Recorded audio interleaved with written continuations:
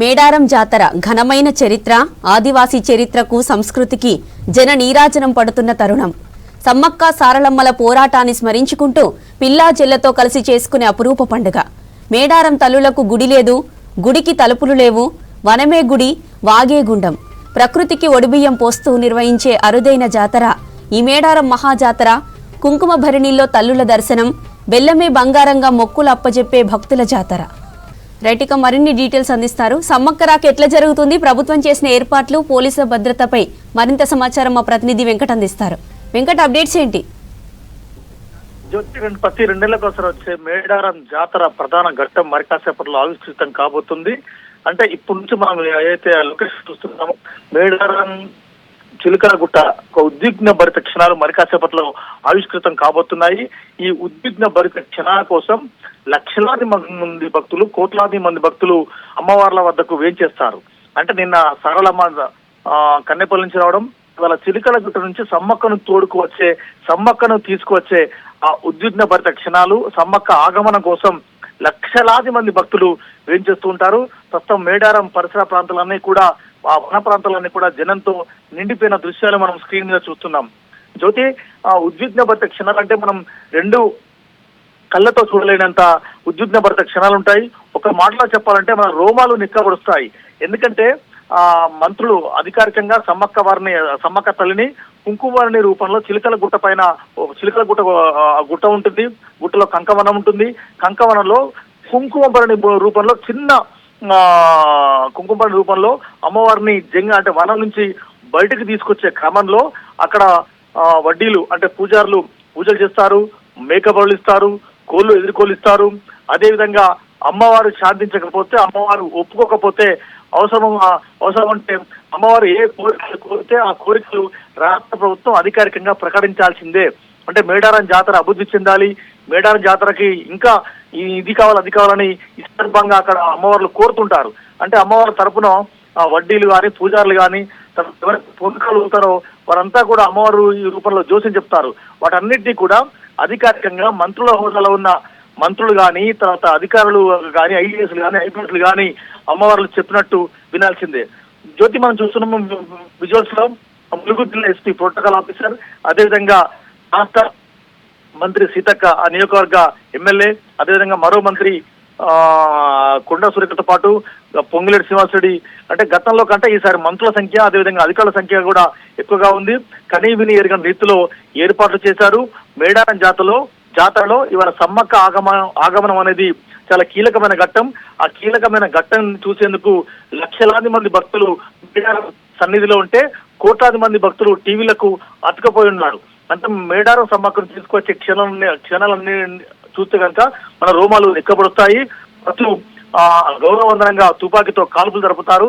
ఆ తుపాకీతో మనమంతా వినిపించేటట్టు AK-47 భుజాన్నెత్తుకొని ములుగు జిల్లా ఎస్పీ, ఒక ప్రోటోకాల్ ఆఫీసర్ అమ్మవారికి గాలిలో కాల్పులు జరిపి వందనం సమర్పిస్తారు.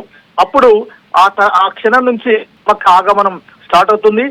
చిలకలగుట్ట నుంచి మేడారం గద్దెల ప్రాంగణం వరకు 1.5 అంటే 2 కిలోమీటర్లు ఉంటుంది. ఆ 2 కిలోమీటర్ల వద్దకు రావడానికి దాదాపు 4 నుంచి 5-6 గంటల సమయం పడుతుంది. అడుగడుగున అమ్మవారిని మేడారం గద్దెల వైపు తోడుకొని వస్తారు. అయితే అమ్మవారిని తీసుకొచ్చిన క్రమంలో ఒక 5 అంచెల భద్రతా వ్యవస్థ ఉంటుంది. కనీవిని ఎరుగని రీతిలో భద్రతా వ్యవస్థ ఉంటుంది. అక్కడ పెద్ద సంఖ్యలో రోడ్డుకి ఇటువైపులా అటువైపులా జనం ఉంటారు. భక్త జనం బారులు తిరుగుతారు. వాటన్నింటినీ ఒక సాంప్రదాయబద్ధంగా అక్కడ తీసుకొస్తారు. మేడారం సమీపం అంటే ములుగు జిల్లాలో ఒక చిన్న చిలుకల గుట్ట, అంటే చిన్న గుట్ట కొండాది.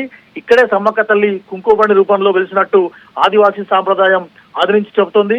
కాకతీయులతో జరిగిన యుద్ధంలో గాయపడి సమ్మక్క ఇక్కడికి వచ్చి కుంకుమభరణిగా మారినట్టు ఒక లెజెండ్, ఒక చరిత్ర మనకు చెప్తుంది.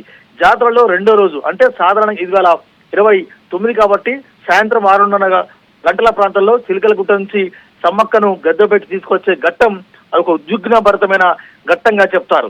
ఎందుకు ఉద్విగ్న భరిత క్షణాలు అంటే లక్షలాది మంది పూనకాలు ట్రాన్స్ లో ఉంటారు. జయ ధ్వనాలు, డప్పులు, అరుపులు, తర్వాత పూజారుల మొక్కులు అవన్నీ కూడా ఉంటాయి. అక్కడ కొక్కర కృష్ణ లాంటి వ్యక్తులు కుంకుమభరణి భుజాలపై మోసుకొస్తారు. భుజాలపై మోసుకొస్తున్న క్రమంలో తాకడానికి, భక్తులు అమ్మవారిని తాకడానికి, మొక్కులు చెల్లించడానికి ఒకరిపై ఒకరు పోటీ పడతారు. వాళ్ళు అంటే ఇన్ని వేల మంది పోలీసు బందోబస్తు ఉన్నా కూడా ఆ భక్తులను కంట్రోల్ చేయడం అనేది పోలీసు వల్ల కాదు. అంటే జన సమూహం చాలా సీరియస్ గా ఉంటుంది, చాలా సందడిగా ఉంటుంది, తోసుకోవడం పడిపోవడం అక్కడ సర్వసాధారణంగా ఉంటాయి. ఈ ఘట్టంలో అత్యంత ఉద్వేగం, భయం, ఆనందం రెండు కూడా కలిసి ఉంటాయి. ఒక రకమైన ట్రాన్స్ ఉంటుంది పూనకాలతో, ఇంకొక రకమైన ఉద్వేగ భరిత క్షణాలు ఉంటాయి. ఇంకొక పక్క జనాన్ని చూసి భయం ఉంటుంది. ఇంకో పక్క ఈ 2 నెలలకోసారి జరిగే ఈ మహాఘట్టాన్ని చూసేందుకు 2 కన్నులు సరిపోవనే ఇంకొక వైపు అక్కడ ఉంటుంది. ఇది చూసేవారికి 2 కళ్ళు కూడా సరిపోవు. టీవీలు చూసే వాళ్ళందరూ కూడా ఇట్లా వారి గుండె కూడా ఒక్కసారిగా కుట్టుకుంటుంది. భక్తులు అమ్మో సమ్మక్క, అమ్మ సారక్క అంటూ పెద్ద సంఖ్యలో అరుస్తూ ఉంటారు. అది ఒక నిజంగా కూడా ప్రతి 2 ఏళ్లకోసారి జరిగే ఈ ఉద్విగ్న భరితమైన అంటే సమ్మక్క ఆగమనం కోసం దగ్గరుండి చూడాలి అన్న వాళ్ళ సంఖ్య ఎక్కువగా ఉంటుంది. మనం చూస్తున్నాం. నిన్న సరళమ్మ ఆగమనం కన్నపల్లి నుంచి దాదాపు 4 నుంచి 6 కిలోమీటర్ల దూరంలో కన్నపల్లి నుంచి సమ్మక్క నడుచుకుంటూ వచ్చింది. జంపన వాగు మీదుగా దాదాపు అంటే షెడ్యూల్ కంటే దాదాపు 4 గంటలు లేట్ అయింది. అంటే సారలమ్మ ఆగమనమే 4-5 గంటల ఆగమనం లేట్ అయితే ఇక్కడ సమ్మక్క ఆగమనం కూడా సమ్మక్కను గద్దెకు తీసుకొచ్చే సాంప్రదాయంలో భాగం కూడా దాదాపు ఇంకా లేట్ అయ్యే అవకాశం ఉందని అక్కడ స్థానికంగా తెలుస్తుంది. ఎందుకంటే ఆదివాసీ సాంప్రదాయబద్ధంగా పూజలు నిర్వహించడం ఒక ఎత్తు, అదేవిధంగా పూనకాలు ఏవైతే పూజారులు ఉంటారో పూజారుల డిమాండ్లకు అక్కడ ప్రభుత్వం కొన్ని సాల్వ్ చేయాల్సిన అవసరం. అంటే ప్రతి ఏటా కూడా సరళమ్మను తీసుకొచ్చే ముందు, సమ్మక్కను తీసుకొచ్చే ముందు అక్కడ పూజారులు కానీ అక్కడ దేవుని రూపంలో ఉన్న అంటే పూనకాలు వీళ్ళు కానీ కొన్ని డిమాండ్లు పెడతారు. మా మేడారం ఇంకా డెవలప్ కాలేదు, మాకు ఇంకా భద్రత లేదు, మా దగ్గర పాడి పంటలు సరిగా పండడం లేదు, రాష్ట్ర ప్రభుత్వం ఏం చేస్తుంది అనే ఒక డిమాండ్ కూడా ఆదివాసీ పూజారులు కానీ ఆదివాసీ దేవతల రూపంలో పెట్టడం. దానికి ఎంటైర్ గవర్నమెంట్ మంత్రుల హోదాలో ఉన్నవారు, ఐఏఎస్ లో హోదాలో ఉన్నవారు, ఐపీఎస్ లో హోదాలో ఉన్నవారు తల్లి మేము చెప్పినట్టు మేము నడుస్తాము, ప్రభుత్వం మీకోసం ఎన్ని సేవలను అందిస్తుంది అని వారిని మొప్పించి ఆమె ఓకే అన్న తర్వాత ఒక్కసారిగా గాల్లోకి ములుగు జిల్లా ఎస్పీ ఎవరైతే ఉంటారో గతంలో ఉమ్మడి వరంగల్ ఉండేది, ఉమ్మడి వరంగల్ జిల్లా ఎస్పీ కాల్పులు జరిపి సమ్మక్కను సాంప్రదాయబద్ధంగా ఘనంగా తీసుకొచ్చేవారు. అయితే ఈసారి జిల్లాలు బైఫర్కేట్ అయినాయి కాబట్టి ములుగు జిల్లా ఎస్పీ AK-47 తన భుజం మీద పెట్టుకొని తోటి సహచరులు ఐపీఎస్లు అందరూ కూడా ఒక్కసారిగా ట్రిగ్గర్ నొక్కుతారు. దాదాపు గాల్లోకి 5-6 రౌండ్ల కాల్పులు జరుపుతారు. కాల్పులు జరగడంతో మేడారం జాతర ఒక్కసారిగా ఉప్పొంగిపోతుంది. అంతేకాదు ఆ కాల్పులు, ఆ ఫైరింగ్, ఆ తర్వాత భక్తుల ధ్వనాలు, ఆ పూనకాలు, ఆ దేవుళ్ళు ఇవ్వడం ఇవన్నీ చూస్తే అసలు మన ఒళ్ళు కూడా ఒక్కసారిగా గగురు పడుతుంది, మన రోమాలు లెక్కబడుస్తాయి. ఇది కదా మేడారం, 2 నెలలకోసారి వచ్చే ఈ క్షణం కోసం కదా మనకి రావాల్సింది అనేది టీవీలో చూసే వాళ్ళు అనుకుంటారు. ఇక దగ్గరగా ఉన్న వాళ్ళైతే ఆటోమేటిక్ గా కొందరికి పూనకాలు వచ్చేస్తాయి. ఆ దేవతను అంటే కుంకుమపాణి రూపంలో ఉన్న సమ్మక్కను చిలకలగుట్ట నుంచి కిందికి తీసుకొచ్చి, అంటే చిలకలగుట్ట నుంచి రోడ్డు కేవలం కొన్ని ఫర్లాంగ్ దూరంలో ఉంటుంది. దాదాపు గుట్ట నుంచి కిందికి వచ్చే టైంలోనే చెట్టుకొకరు పుట్టకొకరు అని మనం అనేవాళ్ళం. కానీ చెట్టుకు 1000 మంది, పుట్టకు 1000 మంది అట్లా ఉంటారు. ఒక్కొక్క దగ్గర అక్కడ ఉంటారు. అమ్మను తాకాలని, అమ్మవారిని ఒక్కసారి టచ్ చేస్తే చాలు మన జన్మ ధన్యమవుతుందనే వాళ్ళ సంఖ్య ఎక్కువగా ఉంటుంది.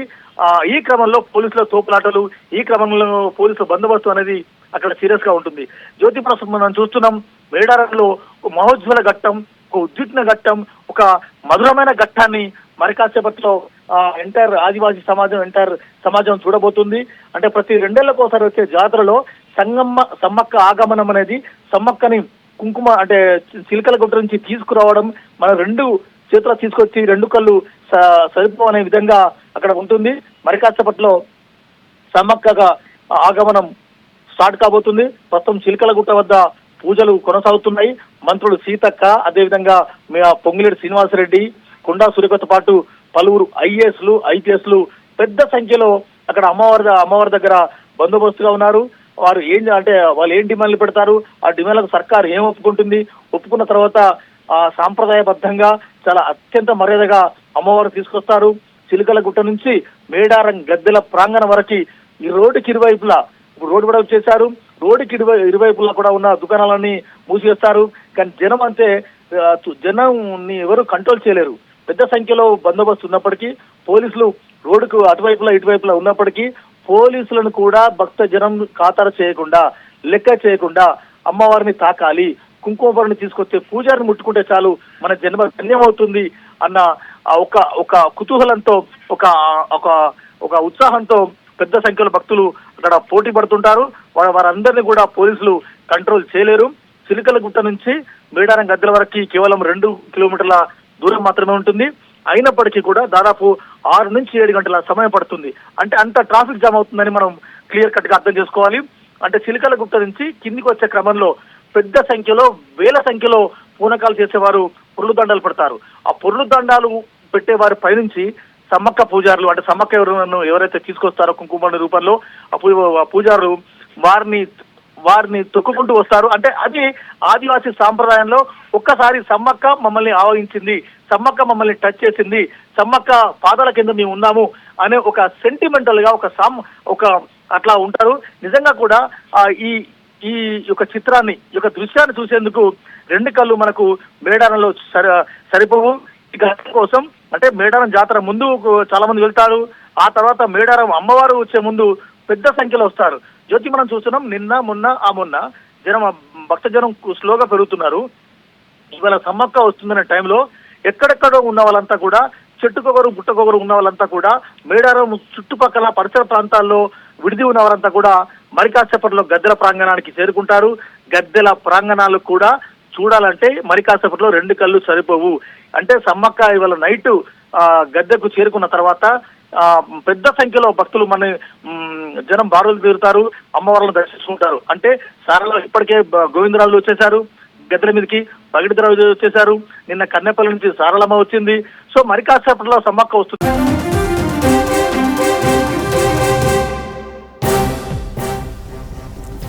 హుజురాబాద్ లో ఎమ్మెల్యే పాడి కౌశిక్ రెడ్డి రోడ్డుపై నిరసనతో హల్చల్ చేశాడు. వీనవంక సమ్మక్క సారలమ్మ జాతరకు వెళ్లకుండా పోలీసులు అడ్డుకున్నారంటూ రోడ్డుపై కుటుంబంతో కలిసి బైఠాయించారు. ధర్నాకు దిగిన ఎమ్మెల్యే కౌశిక్ రెడ్డిని సముదాయించేందుకు పోలీసులు యత్నించారు. పోలీసులపై తిరగబడ్డారు ఎమ్మెల్యే కౌశిక్ రెడ్డి. నోటికొచ్చినట్లు బూతులు తిట్టారు. కరీంనగర్ సిపి పైన నోరు పారేసుకున్నారు. అడ్డుకున్న పోలీసులపై దురుసుగా నెట్టేశాడు. సిఐపై ఆగ్రహం వ్యక్తం చేసిన కౌశిక్ రెడ్డి అధికారంలోకి వచ్చిన తర్వాత ఒక్కొక్కరి సంగతి చూస్తానని హెచ్చరించారు పాడి కౌశిక్ రెడ్డి.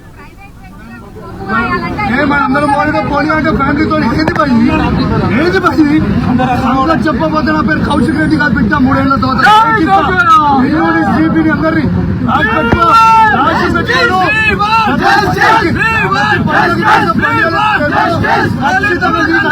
జరుగుతుంది. అదే పాపం జరుగుతుంది. ఇంత పనిగా లేకుండా చేస్తున్నాం.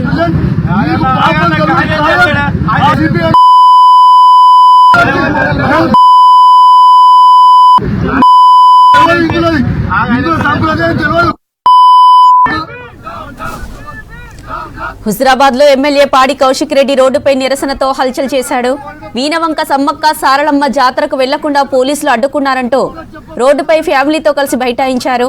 ధర్నాకు దిగిన ఎమ్మెల్యే కౌశిక్ రెడ్డిని సముదాయించేందుకు పోలీసులు యత్నించారు. పోలీసులపై తిరగబడ్డారు ఎమ్మెల్యే కౌశిక్ రెడ్డి. నోటికొచ్చినట్లు బూతులు తిట్టారు. కరీంనగర్ సిపి పైన నోరు పారేసుకున్నారు. అడ్డుకున్న పోలీసులపై దురుసుగా నెట్టేశాడు. సిఐపై ఆగ్రహం వ్యక్తం చేసిన కౌశిక్ రెడ్డి అధికారంలోకి వచ్చిన తర్వాత ఒక్కొక్కరి సంగతి చూస్తానని హెచ్చరించారు పాడి కౌశిక్ రెడ్డి.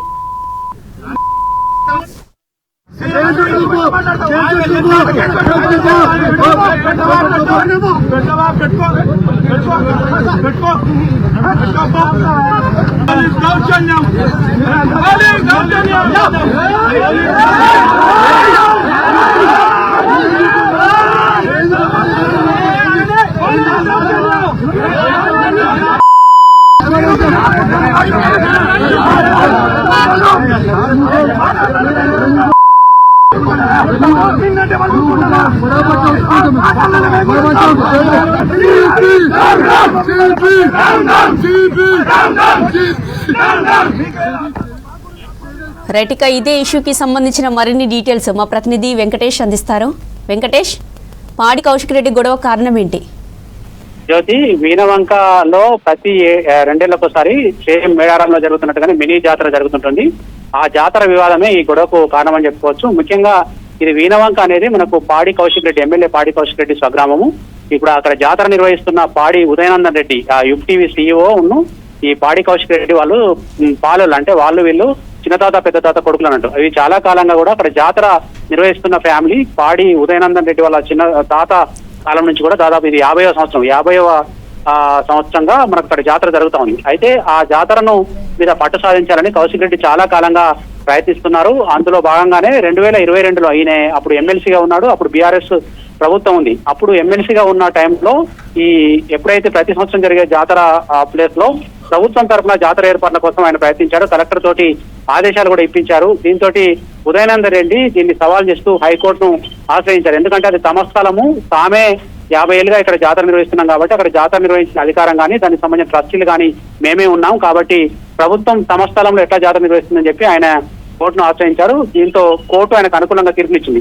అప్పటి నుంచి కూడా కొద్దిగా తగ్గినట్టు కనిపించిన పాడి కౌశిక్ రెడ్డి ఈ రోజు సాయంత్రం హుజరాబాద్ లోని తన కాంపికారాల నుంచి వీణవంక జాతరకు బయలుదేరేందుకు ప్రయత్నించారు. అయితే దీని నేపథ్యం ఏంటంటే మొన్న జాతర స్టార్ అయితే నిన్న కరీంనగర్ సిపి గౌస్ ఆలం కూడా జాతరకు హాజరయ్యారు. సారలమ్మ గద్దెకు వచ్చిన సమయంలో ఆయన కూడా అక్కడ స్వాగతం పలికి ఉదయనందన్ రెడ్డితో కలిసి అక్కడ జాతరలో పాల్గొన్నారు.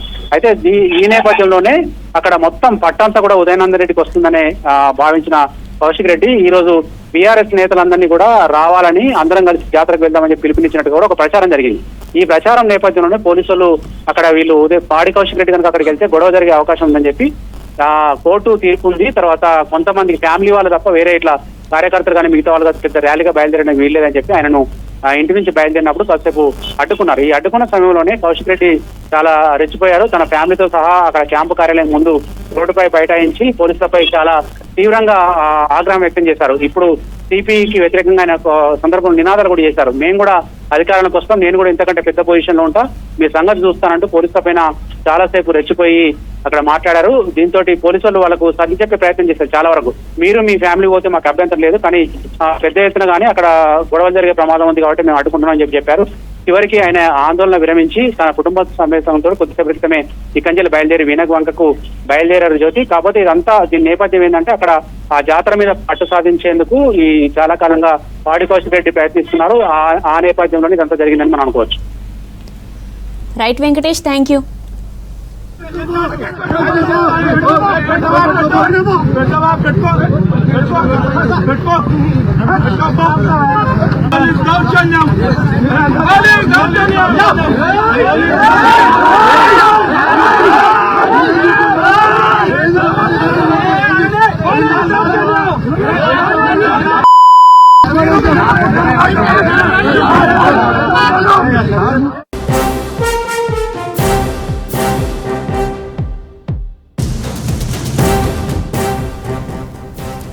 మేడిగడ్డ డ్యాంపై కీలక నిర్ణయం తీసుకుంది కేంద్రం. అత్యంత ప్రమాదకర పరిస్థితుల్లో ఉన్న డ్యాంల జాబితాలో మేడిగడ్డను చేర్చింది. ఫస్ట్ కేటగిరీ డేంజర్ జోన్లో మేడిగడ్డను చేర్చింది. డ్యాంలోని తీవ్ర లోపాలను సరిచేయకపోతే డ్యాం ఫెయిల్ అయ్యే అవకాశం ఉందని తెలిపింది. 2025 వర్షాకాలం తర్వాత నిర్వహించిన తనిఖీల ఆధారంగా మేడిగడ్డను మొదటి కేటగిరీలో చేర్చింది కేంద్రం. దేశంలో ఉన్న మొత్తం డ్యాంలు, వాటి స్థితిగతులపై ఎంపీలు అడిగిన ప్రశ్నలకు సమాధానంగా డీటెయిల్స్ తెలిపింది కేంద్రం జల మంత్రిత్వ శాఖ. డ్యాంలను 3 కేటగిరీలుగా విభజించింది. అత్యంత ప్రమాదకర పరిస్థితిలో ఉన్న డ్యాంలను మొదటి కేటగిరీలో చేర్చింది.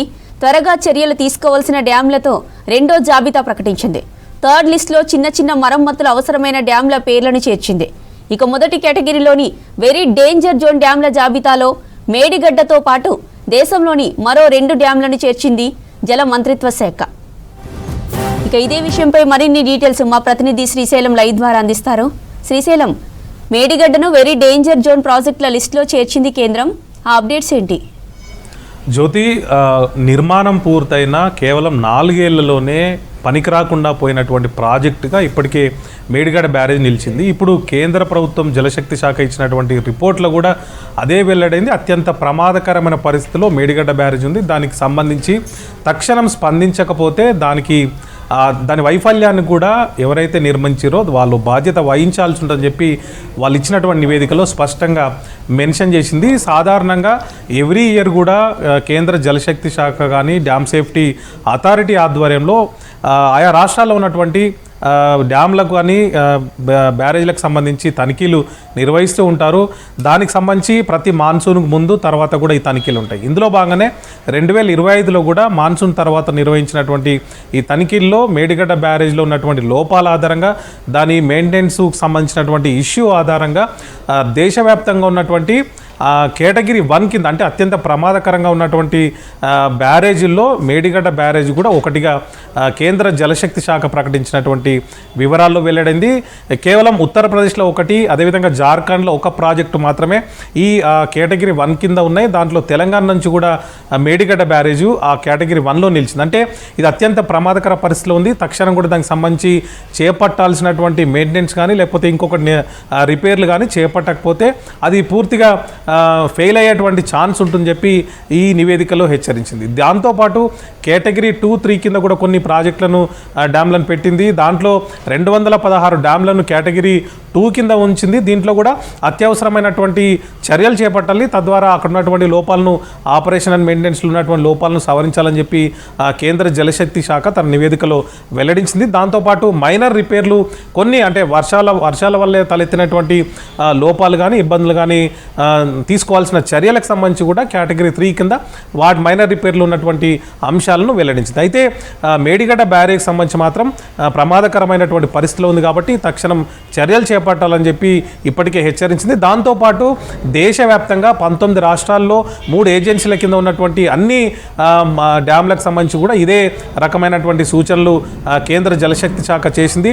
డ్యామ్ సేఫ్టీ అథారిటీ ఇచ్చినటువంటి నివేదిక ఆధారంగా ఈ అంశాలను వెల్లడించింది. దాంతోపాటు డ్రిప్ అనేటువంటి ఒక స్కీమ్ కూడా కేంద్ర ప్రభుత్వం తీసుకొచ్చింది. 2021 నుంచి 2031 మధ్యలో 2 ఫేజుల కింద ఈ స్కీమ్ తీసుకొచ్చింది. దాదాపు 10,000 కోట్లతోని 19 రాష్ట్రాల్లో ఉన్నటువంటి కీలకమైనటువంటి ప్రాజెక్టులకు సంబంధించి ఈ డ్రిప్ స్కీమ్ అనేది పనిచేస్తుంది. ఇప్పుడు ఈ ఒక ఫస్ట్ ఫేజ్ కింద అంటే ఫేజ్ 2 కింద దాదాపు 4,000 పైగా కోట్లను కేటాయించింది. దానికి సంబంధించి ఆయా రాష్ట్రాల్లో ఉన్నటువంటి ప్రాజెక్టులో ఉన్నటువంటి లోపాలను సరిదిద్దేందుకు కానీ లేకపోతే వాటిని మెయింటెనెన్స్ కోసం కానీ ఉన్నటువంటి వాటి స్ట్రక్చర్ దెబ్బతినకుండా ఉండేందుకు అవసరమైనటువంటి చర్యలు చేపట్టేందుకు దీని కింద ఉన్నటువంటి నిధులను కేటాయించింది. ఇప్పటికే దీంట్లో 2,000 కోట్లకు పైగా ఖర్చు చేసినట్టుగా కేంద్ర జలశక్తి శాఖ తన నివేదికలో వెల్లడించింది. ఏమైనప్పటికీ కూడా ఇప్పటికే మేడిగడ్డ బ్యారేజ్ సంబంధించి ఇప్పటికే దాని లోపాలు బయటపడ్డాయి. దానికి సంబంధించి ఎట్లాంటి పరిస్థితుల్లో ఉందో ప్రస్తుత ప్రభుత్వం కూడా రాష్ట్రం మొత్తానికి కూడా వివరించింది. ఆ మేడిగడ్డ బ్యారేజ్ నిర్మాణంలో తలెత్తినటువంటి లోపాలు కానీ కేవలం 4 దానిలో బయటపడ్డటువంటి నాసిరకం పనులు ఇవన్నీ కూడా బయటకు వచ్చిన నేపథ్యంలో మరొకసారి పార్లమెంట్లో కేంద్రం ఇచ్చినటువంటి సమాధానంలో కూడా ఇదే అంశం వెల్లడైందని మనం చెప్పుకోవచ్చు. జ్యోతి, మేడారంలో కుంకుమ భరణి షాపుల దగ్గర రద్దీ నెలకొంది. మేడారం వనదేవతల కుంకుమ భరణి రూపంలో కొలువై ఉంటారని భక్తుల నమ్మకం. దీంతో కుంకుమ భరణీలను కొనుగోలు చేస్తున్నారు భక్తులు. మరోవైపు ఒక్కో కుటుంబం నుంచి 50-60 మంది సభ్యులు జాతరకొచ్చారు. దీంతో వారు ఎక్కడున్నా తప్పిపోకుండా రంగురంగుల జెండాలను వాడుతున్నారు. తమ గూడారానికి ఒక రంగు జెండా కట్టి ఇంటి వాళ్ళంతా అదే ఫాలో అవుతున్నారు. ఇక జాతరలో ఇప్ప పువ్వు లడ్డు అమ్మకాలు ప్రత్యేక ఆకర్షణగా నిలిచాయి. సహజ పోషకాలు కలిగిన ఇప్ప పువ్వు లడ్డులను కొనేందుకు భక్తులు ఆసక్తి చూపిస్తున్నారు. ఇక మేడారం జాతర విశేషాలపై మరిన్ని డీటెయిల్స్ మా ప్రతినిధి శ్రీధర్ అందిస్తారు. Sridhar, over to you.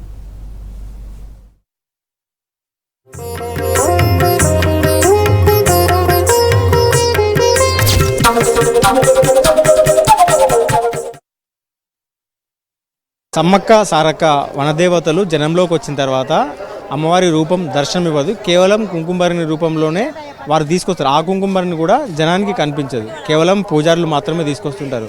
దీంతో ఇక్కడికి మేడారం వచ్చే భక్తులందరూ కూడా చాలామంది కుంకుమను కొనుక్కోవడంతో పాటు ఇక్కడ కుంకుమ భరణులు కూడా ఎక్కువ మంది అమ్ముతుంటారు వ్యాపారులు. సో చిరు వ్యాపారులు అందరూ కూడా కుంకుమ భరణులు తీసుకొచ్చి అమ్ముతుంటారు. సింబాలిక్గా ఈ అమ్మవారిని ప్రతిరూపంగా కూడా ఇక్కడికి వచ్చిన వాళ్ళందరూ కూడా కుంకుమ భరణి కొనుక్కోబోతుంటారు. ఆ కుంకుమ భరణి కూడా చాలామంది కొనుక్కపోవడం ఇక్కడ కనిపిస్తుంది జాతరలో. సో ప్రతి ప్రాంతానికి వచ్చినప్పుడు ఏదైనా ఒక యాత్రకు వచ్చినప్పుడు ఏదో ఒక వస్తువు తీసుకొని పోతుంటారు.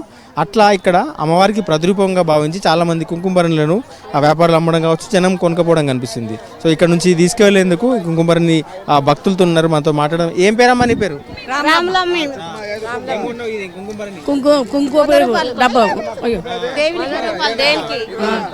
దేవునికి దేనికి పెట్టుకోవడం కుంకుమ భరణి. ఇది కుంకుమ భరణి అంటే అమ్మవారు మేడారం కుంకుమ భరణి అట్లా కొన్నారా? ఎందుకు కొన్నారు మీరు? అమ్మవారిది అమ్మవారిది కొనవాలని తీసుకుపోతాం. గట్కేసరికి వెళ్ళి మేము అన్నీ కొనికి కుంకుమ మొలతారాలు అన్నీ కొనుక్కుంటాం. కుంకుమ పనిని అమ్మవారికి వచ్చినాం కదా ఇంటికి కొనవాలని కొనబోతాం అన్ని దగ్గరకు వచ్చినప్పుడు ఖచ్చితంగా ఉంచవాలని మొలదారాలు కుంకుమ పసుపు కుంకుమ అన్ని ఉంచవాలి. అట్లా తీసుకుపోవాలని బంగారము ఖచ్చితంగా తీసుకుపోవాలి. అమ్మవారిది జ్వరం వచ్చినా పిల్లలు సుస్తైనా దేనికైనా వేసుకుంటాం అన్నట్టు దాని గురించి తీసుకుపోతాం. వస్తుంది కాబట్టి అమ్మవారు పెట్టుకుంటే మాకు మంచిది, పానం సుస్తైన అమ్మవారి బొట్టు పెట్టుకుంటే మంచిది అని తీసుకుపోతాం. మేము కూడా కొన్నా, ఇక దేవుని దగ్గరది మంచిగా ఉంటుంది అని తీసుకొని వెళ్తున్నాము. గాజులు తీసుకున్నాము, ఇవి తీసుకున్నాము. ఇంట్లో గుర్తింపు ఉంటుంది మనకు. చాలా మంది ఇక్కడ అమ్మవారి ప్రతిరూపంగా సమ్మక్క సారక్కను గద్దెలపైకి తీసుకొచ్చినప్పుడు ఎదుర్కొమ్మతో పాటు ఒక కుంకుమభరణి రూపంలోనే తీసుకొస్తారు. సో అట్లా ఆ కుంకుమభరణి రూపం కనిపించకపోవడంతో కనిపించకపోయినప్పటికీ అమ్మవారు కుంకుమభరణి రూపంలో వస్తాయని భావించి చాలామంది కుంకుమభరణులు ఇక్కడ వ్యాపారులందరూ కూడా కుంకుమభరణిలను అమ్ముతున్నారు. సో ఇక్కడ చాలా దుకాణాలు ఇట్లాంటివి వెలిసినాయి.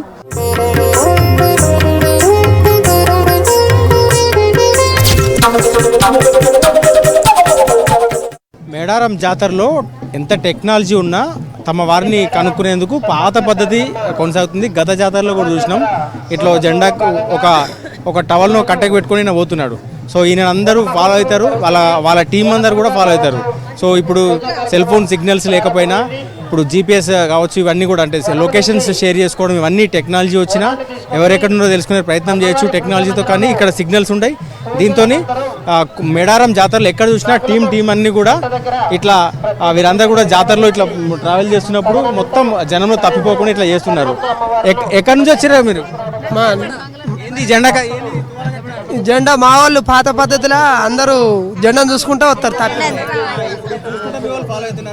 చూసుకుంటే ఫాలో అవుతాం. మాది వరంగల్. మేము 20 మంది దాకున్నాం. ఎప్పుడు వచ్చారు మీరు? మేము 3 రోజులు అవుతుంది. ఇట్లనే తిరుగుతాను 3 రోజుల కానీ. దర్శనం కాలే, ఇంకా ఇవాళ అవుతాం దర్శనం. ఏమేమి మొక్కులు ఉన్నాయి? మొక్కులు ఉన్నాయి. ఎత్తు బంగారాలు అప్పచెప్పాలి అమ్మవారికి. సాయంత్రం వెళ్ళి అప్పచెప్పి జాతర మొత్తం రౌండ్ వేసుకొని జాతరలో ఏమేమి ఉన్నాయో అవన్నీ చూస్తాం మంచిగా. ఎవరు తప్పిపోరు. మా దాంట్లో జెండా చూసుకుంటే ఫాలో అవుతాం అందరం. పోతున్నాం, చూసుకుంటూనే వెళ్తున్నాం అందరం. మ్యూజియంలోనే ఉన్నది మా సెటర్. చెప్పమ్మా. మేము వచ్చి 3 రోజులు అవుతుంది. ఎత్తు బంగారాలు, మొక్కులు, ఎంటుకలు ఓటి తీసుకొని ఎత్తు బంగారాలు మోసి తీసుకొని దేవునికి అప్పచెప్పి మళ్ళీ సాయంత్రం వెళ్తాం అందరం.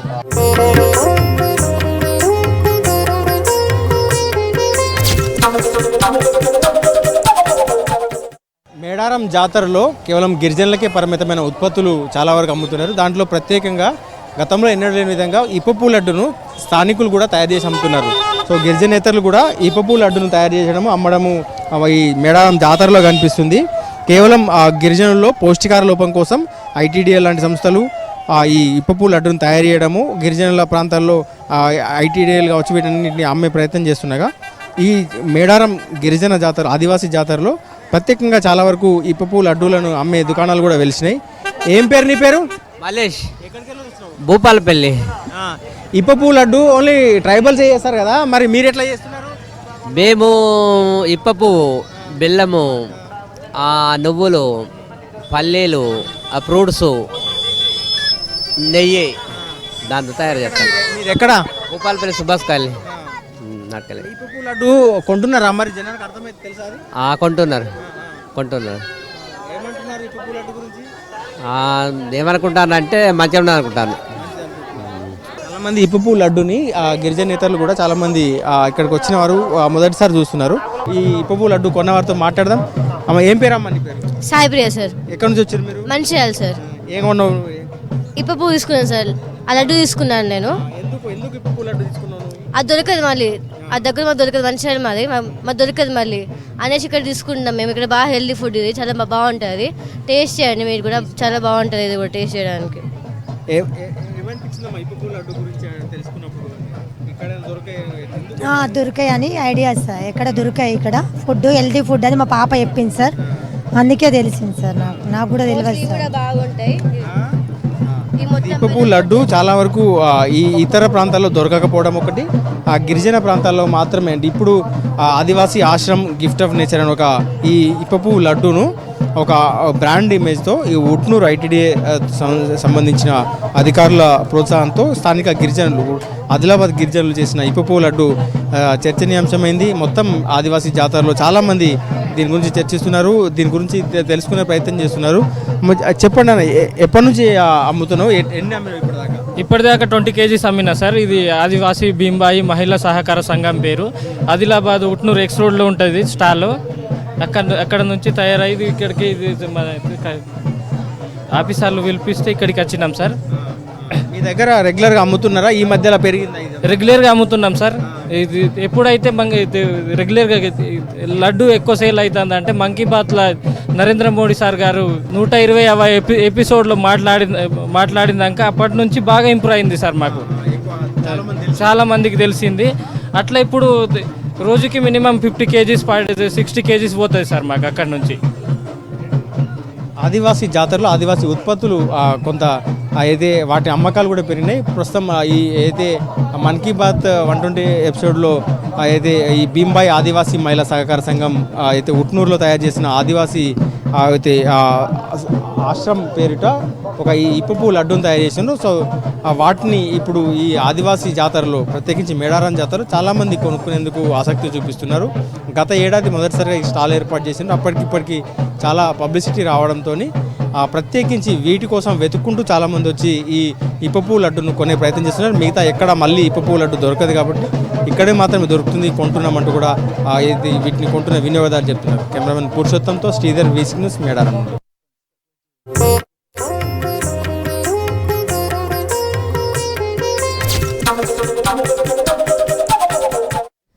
మేడారం మహాజాతరకు లక్షల్లో వస్తున్నారు జనం. మేడారం ప్రాంగణంలో తప్పిపోయిన వారికి ప్రత్యేకంగా 6 శిబిరాలు ఏర్పాటు చేసింది మహిళా శిశు సంక్షేమ శాఖ. ఇప్పటి వరకు 4000 మంది మిస్ అయినట్లు అధికారులు చెప్పారు. తప్పిపోయిన వారికి ఏర్పాటు చేసిన శిబిరాల ద్వారా వారి బంధువులు, సన్నిహితులకు అనౌన్స్మెంట్, ఫోన్ నంబర్ల ద్వారా సమాచారం అందిస్తున్నారు. మేడారం ప్రధాన ఆలయ ప్రాంగణం, జంపన్నవాగు, ఆర్టీసీ బస్టాండ్ సహా ప్రధాన ఏరియాల్లో మిస్సింగ్ సెంటర్లను ఏర్పాటు చేసింది.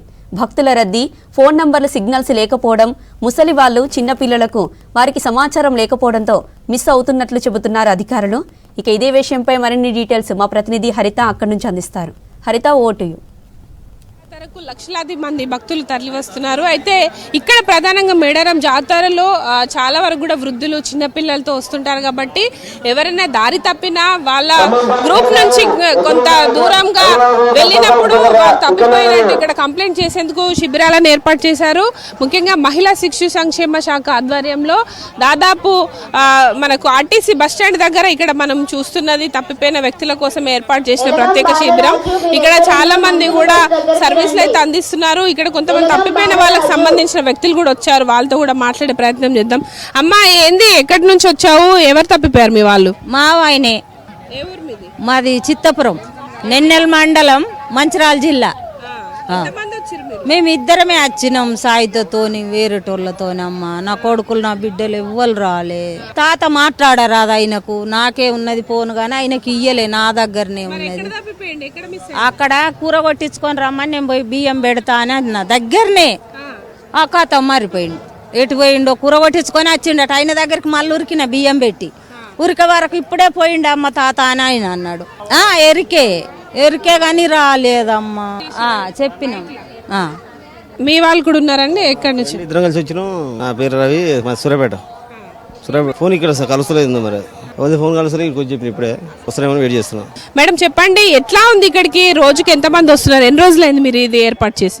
ఈ శిబిరం ఏర్పాటు చేసి 3 రోజులు అవుతున్నది. ఇప్పటి వరకు 250 మంది దాకా తప్పిపోయినట్టుగా, మిస్సింగ్ అయినట్టు ఇక్కడ నమోదు చేసుకోవడం జరిగింది. అందులో 230 చిల్లర వరకు మళ్ళీ వాళ్ళని మనం ట్రేస్ అవుట్ చేసి వాళ్ళని అప్పగించడం జరిగింది. అయితే ఎక్కువ శాతము ఫోన్లు కలవక ఇక్కడ నెట్ సరిగా లేక అలాంటి వాళ్ళే వస్తున్నారు. మళ్ళీ ఫోన్లు కలిసినప్పుడు మనం ఫోన్ మైక్లో అనౌన్స్ చేసినప్పుడు వచ్చి తీసుకెళ్తున్నారు. వృద్ధులు చిన్నపిల్లలు కొంచెం తక్కువ ఉన్నారు.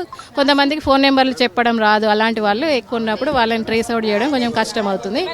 చూస్తున్నామండి ఇక్కడ వృద్ధులు చిన్నపిల్లలు వచ్చినప్పుడు వాళ్ళకి మనం అన్ని ఫుడ్ కూడా కూల్ డ్రింక్స్, టిఫిన్, తర్వాత పల్లి చిక్కి, ఇంకా మన బాలామృతం లాంటివన్నీ వాళ్ళకు ఏర్పాటు చేయడం జరుగుతుంది.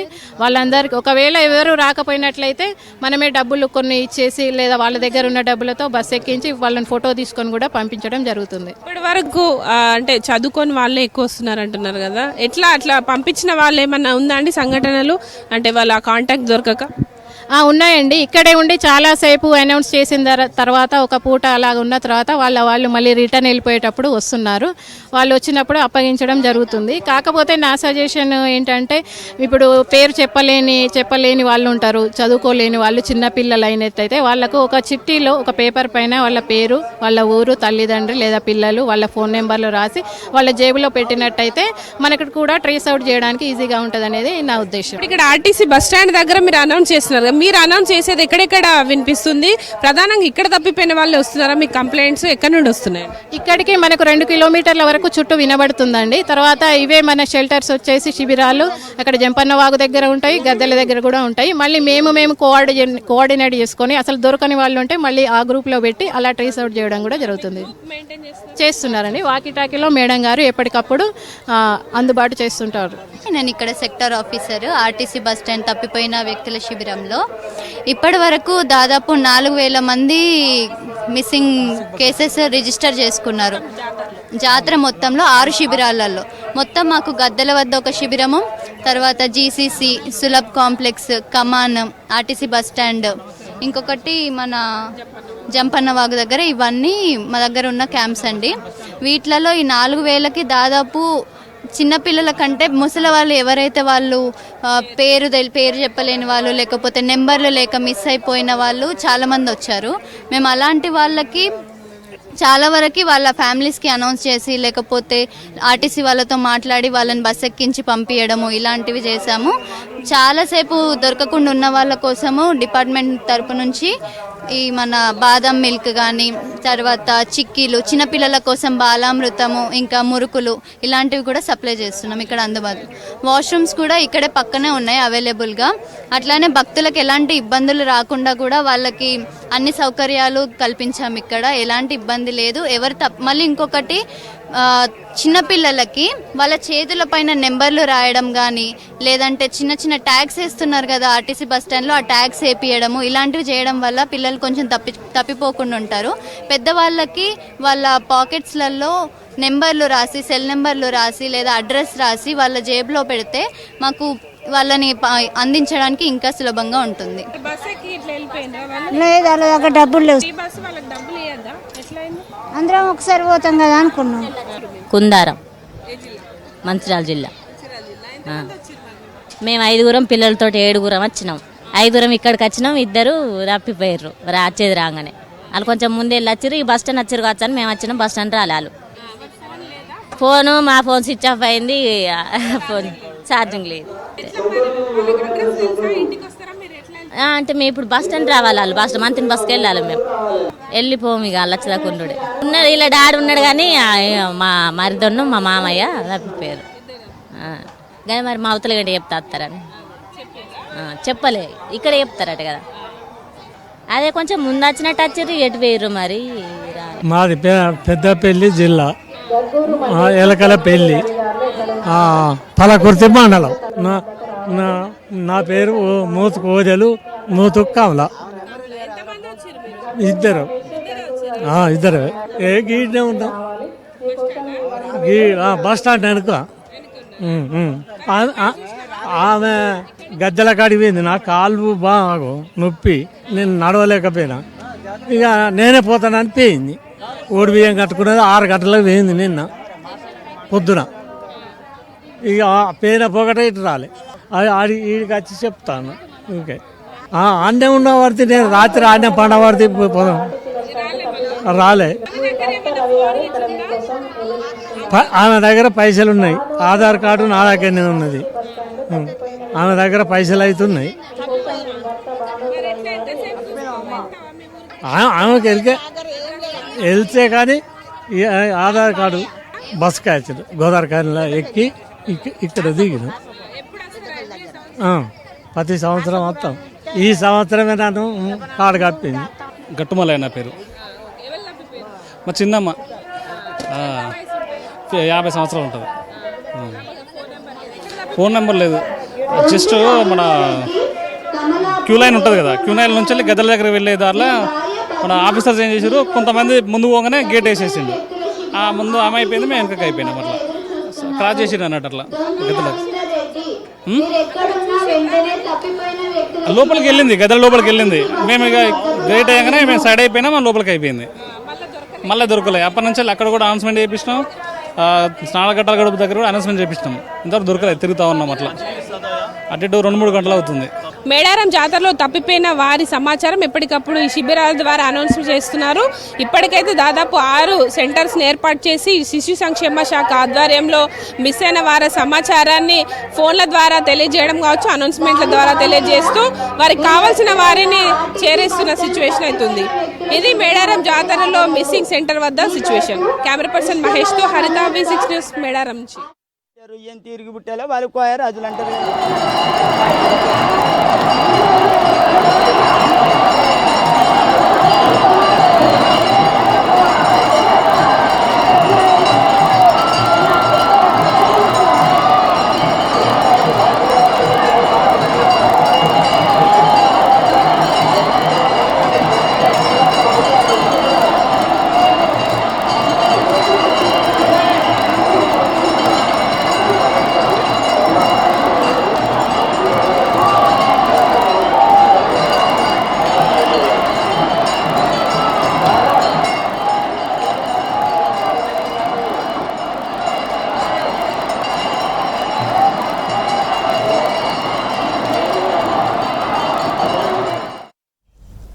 ఇవి బులెటిన్ అప్డేట్స్.